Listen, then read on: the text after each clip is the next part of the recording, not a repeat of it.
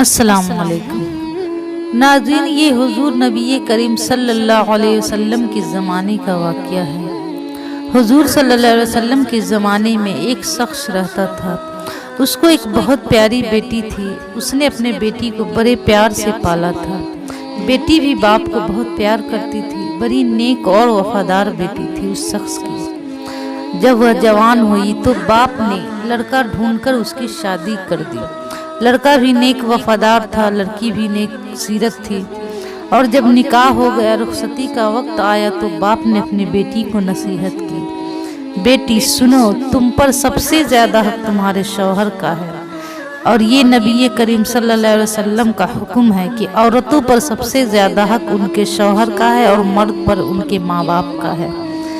بیٹی تم تو اس کی امانت تھی، میں تو تمہیں پال رہا تھا، تیری حفاظت کر رہا تھا۔ اور سنو، ایک طرف تیرا شوہر اور ایک طرف تیرا باپ کھڑا ہو، شوہر کہے میری سنو، باپ کہے میری سنو۔ بیٹی اپنے باپ کی مت سننا، اپنے شوہر کی ہمیشہ سننا، اس لیے کہ شوہر کا حق باپ سے بھی زیادہ ہے۔ اور جب باپ نے اپنے بیٹی کا ہاتھ اپنے داماد کے ہاتھ میں دیا تو کہتا ہے، بیٹا میں اپنے اکلوتی بیٹی کو بڑے پیار سے پالا ہے، بڑی محبت سے رکھا ہے، ہو سکے تو اس سے کوئی غلطی کوئی بھول ہو جائے تم اسے خدا کے واسطے معاف کر دینا، مگر میرے بیٹی کو رلانا مت، کبھی کوئی تکلیف مت دینا۔ یہ ایک باپ ہے جو اپنے داماد کے سامنے ہاتھ جوڑ کر منتیں کر رہا ہے، اور پھر بیٹی سے کہتا ہے، بیٹی میری آخری نصیحت سنو، کبھی بغیر شوہر کی اجازت کے اپنے قدم کو باہر مت نکالنا۔ بیٹی نے کہا، ابا جان ٹھیک ہے، میں آپ کے ہر نصیحت کو ہمیشہ یاد رکھوں گی، کبھی اپنے شوہر کی اجازت کے بغیر گھر سے قدم تک نہیں نکالوں گی۔ بیٹی رخصت ہو کر چلی جاتی ہے اپنے سسرال، اور بیٹی بڑے پیار سے اپنے سسرال میں رہتی ہے، نماز پڑھتی ہے، قرآن کی تلاوت کرتی ہے اور دعا کرتی ہے کہ اے میرے مولا، میرے شوہر کی عمر اور عزت میں برکت عطا فرما۔ کچھ دن اس طرح گزر جاتے ہیں۔ کچھ دنوں کے بعد شوہر کا کام بند ہو جاتا ہے۔ شوہر پریشان ہونے لگتا ہے، اپنی بیوی سے کہتا ہے، میرا کام نہیں چل رہا ہے، میں پریشان ہوں، کیا کروں، دوسرے شہر میں کام ہے، اگر تم اجازت دو تو میں باہر چلا جاتا ہوں۔ بیوی کہنے لگی، میرے سرتاج جیسی آپ کی مرضی، جس میں آپ کی خوشی ہے اس میں میری بھی خوشی ہے، میری اجازت ہے آپ کو۔ شوہر نے کہا، ٹھیک ہے میں جا رہا ہوں، لیکن تم اپنا اور میرے گھر کا دھیان رکھنا، اور میرے اجازت کے بغیر گھر سے قدم مت نکالنا۔ بیوی نے کہا، ٹھیک ہے میرے سرتاج، میں تمہاری اجازت کے بغیر گھر سے قدم نہیں نکالوں گی، تیری امانت، تیری عزت، تیرے گھر کا خیال رکھوں گی۔ شوہر اطمینان ہو کر باہر چلا جاتا ہے۔ کچھ دن گزر جاتا ہے، بیوی ہمیشہ نماز قرآن پڑھتی ہے، اپنے شوہر کے لیے دعا کرتی ہے کہ مولا میرے شوہر کی کمائی اور عمر میں برکتیں عطا فرما۔ کچھ دنوں کے بعد اس لڑکی کے باپ کا بہت طبیعت خراب ہو جاتا ہے۔ محلے والوں سب دیکھنے عیادت کے لیے جا رہے ہیں۔ جب اس لڑکی کو پتہ چلا کہ میرے باپ کی طبیعت خراب ہے تو بہت پریشان ہو جاتی ہے، بہت بے چین ہو جاتی ہے کہ اب کیا کرے۔ یا اللہ، میرا شوہر تو گھر پر نہیں ہے، میں کس سے اجازت لے کر جاؤں؟ ایک طرف بیمار باپ ہے، ایک طرف نبی کا فرمان ہے، میں شوہر کی اجازت کے بغیر کیسے جاؤں؟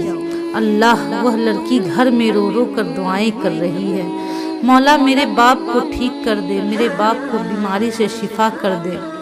اتنے میں چھوٹا بھائی آتا ہے اور کہتا ہے، بہن ابا کی طبیعت بہت خراب ہے، بار بار تمہیں یاد کر رہے ہیں، چلو تمہیں بلا رہے ہیں، پتہ نہیں بچیں گے یا نہیں۔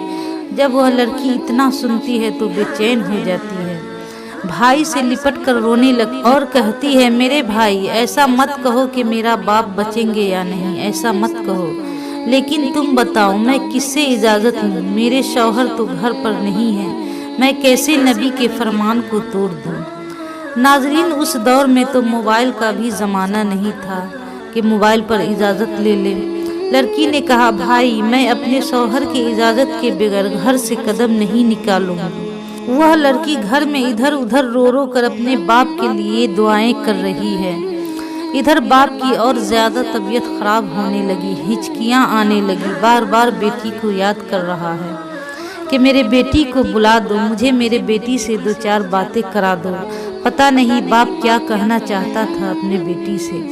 ماں نے کہا جاؤ بیٹا ایک بار اور اپنے بہن کو بلا لاؤ۔ بھائی گیا لیکن واپس آ گیا، بیٹی نہیں آئی۔ اپنے شوہر کے حکم پر، نبی کے فرمان پر اٹل رہی اور گھر میں رو رو کر باپ کے لیے دعائیں کر رہی ہے کہ یا اللہ یہ کیسا امتحان ہے۔ ادھر باپ بار بار بیٹی کو یاد کر رہا ہے، ادھر بیٹی تڑپ رہی ہے باپ سے ملنے کے لیے، اس باپ سے جس نے بڑے لاڈو غم سے پالا تھا اپنے بیٹی کو۔ لیکن اسی باپ کی وہ نصیحت یاد آ گئی کہ بیٹی اپنے شوہر کی اجازت کے بغیر گھر سے کبھی قدم مت نکالنا۔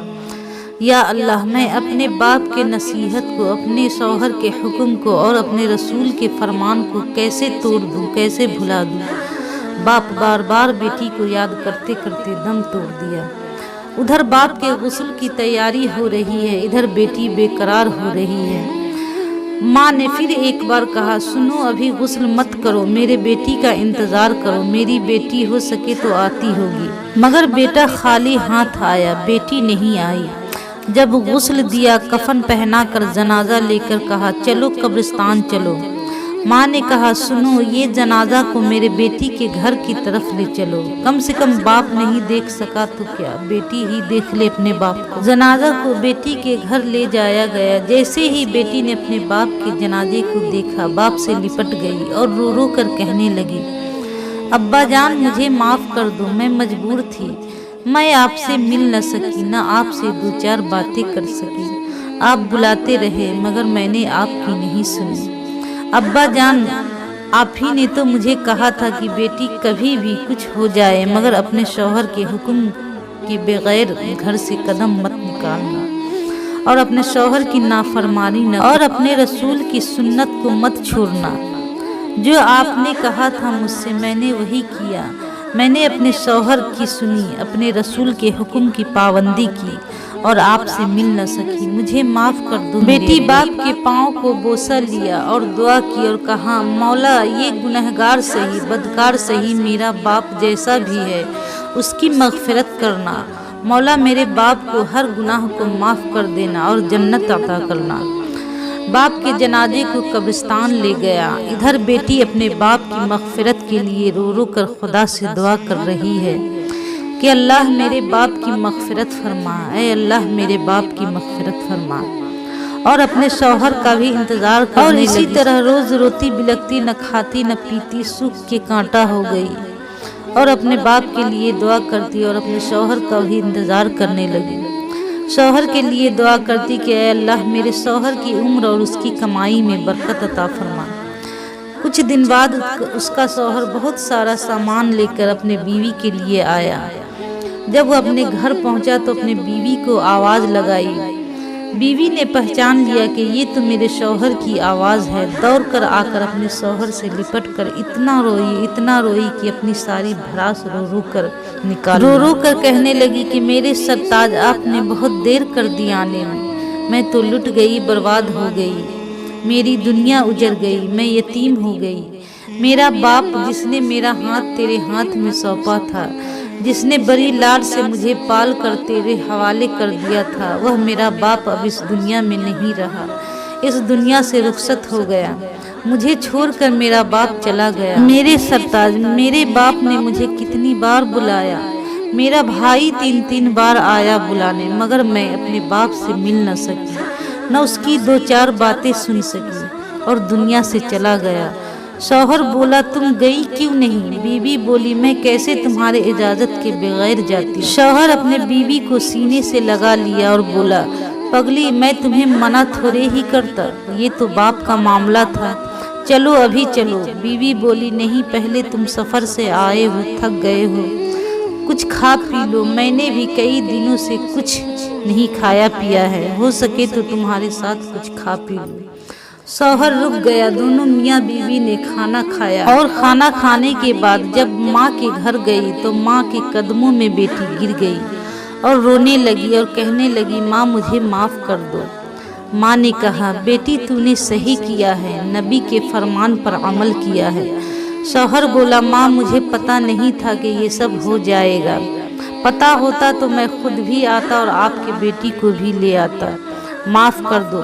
मोहल्ला की औरतें जमा हो गई और कहने लगी, देखो ये लड़की कितनी बुरी है, ये लड़की कितनी जालिमा है और कितनी कट्टर दिल है कि इसका बाप इसे बार बार याद करता रहा, इसे बुलाता रहा और बुलाते बुलाते दुनिया से चला गया, मगर ये अपने बाप को एक बार भी देखने या मिलने नहीं। इतने में हुजूर सल्लल्लाहु अलैहि वसल्लम उस लड़की के घर तशरीफ लाए और कहा, सुनो, इस लड़की ने वह काम किया है कि इसका लड़का भी नहीं करता। इसका बाप गुनाहों की वजह से जहन्नम में जाता, लेकिन इसकी ये अदा जो उसने बगैर शौहर के हुक्म के अपने बाप को देखने नहीं गई, अपने बाप के लिए दुआए मग़फ़िरत की, ये अदा अल्लाह को इतना पसंद आया कि इसके बाप की सारी गुनाहों को माफ़ करके जन्नत अता कर दिया। सुभान अल्लाह। तो मेरी माँ बहनों, देखा आपने शौहर का कितना बड़ा हक है, इसलिए अपने शौहर के हर हुक्म को मानो, अपने नबी के सुन्नत पर अमल करो। नाज़रीन, ये वीडियो अच्छा लगा हो तो प्लीज़ हमारे चैनल रूहानी इस्लामिक एजू को ज़रूर सब्सक्राइब करें और ज़्यादा से ज़्यादा शेयर करें, लाइक करें। अस्सलाम वालेकुम, खुदा हाफ़िज़।